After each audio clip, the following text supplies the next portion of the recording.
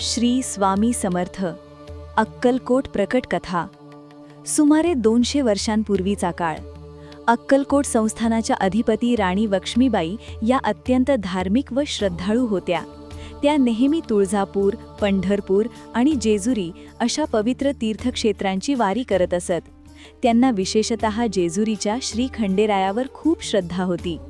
एकदा त्यांच्या मनात विचार आला, आपल्याला खंडेरायाचे दर्शन नेहमी सहज मिळावे यासाठी अक्कलकोटमध्येच मंदिर असावे. या भावनेतून त्या जेजुरीहून परतताना खंडोबा, म्हाळसा आणि बाणाई या 3 मूर्ती अक्कलकोट येथे घेऊन आल्या. त्यांनी निसर्गरम्य आणि शांत ठिकाणी एक छोटेसे मंदिर बांधून त्या मूर्तींची विधीपूर्वक प्राणप्रतिष्ठा केली. काळ पुढे सरकत गेला. इसवी सन 1856 मध्ये याच पवित्र खंडोबा मंदिरात स्वामी समर्थ यांचे दिव्य आगमन झाले.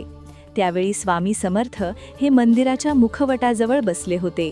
त्यांच्या त्या अलौकिक रूपाने आणि तेजस्वी उपस्थितीने सर्व वातावरण पवित्र झाले. आजही त्या मंदिरात त्या दिव्य क्षणाची आठवण जपली जाते. असे मानले जाते की स्वामी समर्थांच्या प्रकटामुळेच अक्कलकोट हे महान तीर्थक्षेत्र बनले. भावार्थ: भक्ती आणि श्रद्धा जिथे असते तिथेच देव स्वतः प्रकट होतो आणि अक्कलकोट ही त्यांची जिवंत साक्ष आहे.